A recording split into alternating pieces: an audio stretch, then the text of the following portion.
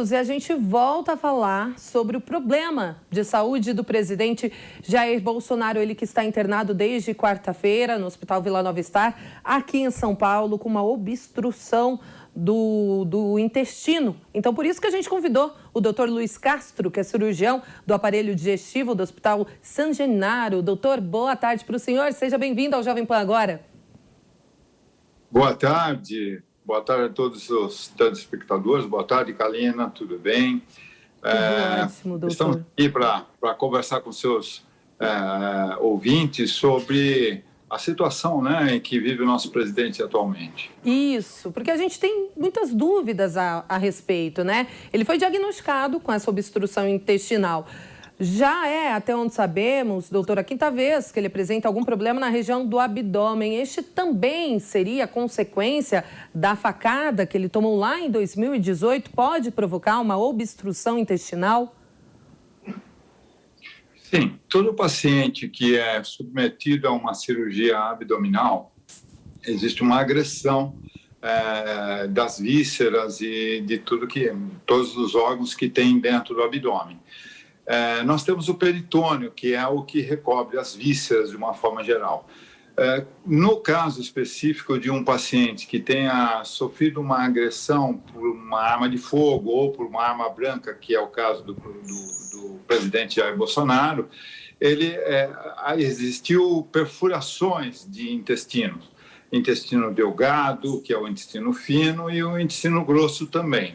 Além disso, houve perfuração de vasos sanguíneos importantes. Então, teve sangramento dentro do abdômen e também houve extravasamento do líquido que existe dentro dos intestinos, né, para a cavidade abdominal. Essa é uma cirurgia muito difícil, tem que haver uma limpeza. E toda vez que mesmo que você faça uma cirurgia que não ocorra isso, qualquer paciente operado de abdômen, as vísceras elas podem grudar uma na outra, formando o que nós chamamos de aderências, né? Como se fosse, vamos dizer, uma aderência como se fosse um post-it, né? Que você tira e tal. Esta aderência ela pode dobrar a mangueira, que é o intestino. Vamos imaginar que o intestino é como se fosse uma mangueira de jardim. E se ela grudar, enrolada, ela engrudar, ela pode dobrar.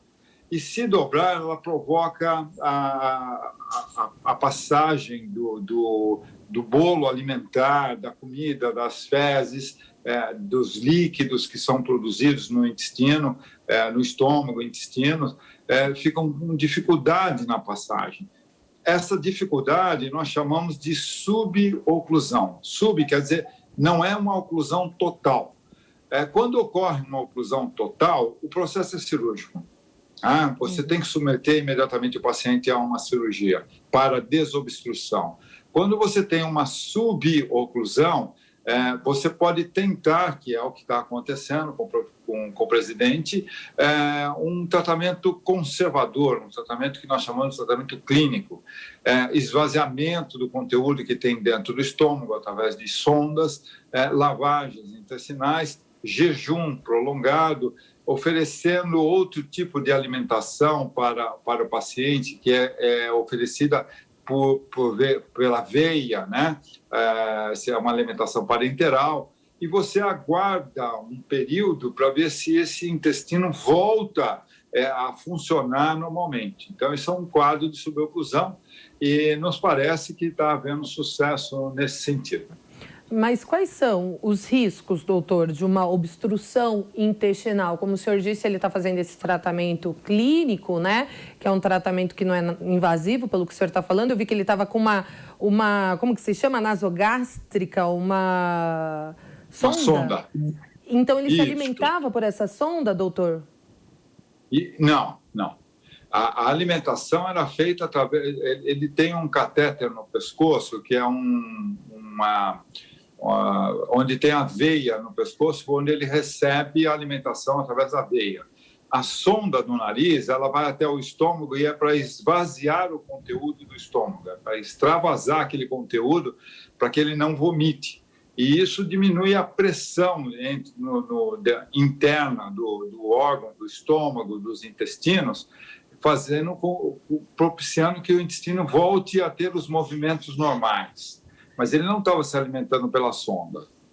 Ah, entendi, doutor. E para a gente finalizar, agora aparentemente está tudo bem, não há risco mais de uma cirurgia de emergência, mas ainda assim ele precisa, o estado de saúde dele inspira cuidados? Então, isso é uma afirmativa que nós gostaríamos de dar, mas infelizmente não podemos, né? Existe o risco ainda dessa dobradura, dessa aderência, comprometer um pedaço do intestino. E nós temos vasos sanguíneos que levam o sangue para a oxigenação do tecido, e esses vasos eles podem, ao torcer o intestino pela obstrução, serem obstruídos, o que não leva a oxigenação à parte desse intestino, que pode levar, inclusive, a um sofrimento dessa alça, uma necrose dessa alça, e ter que ser ressecado um pedaço do intestino.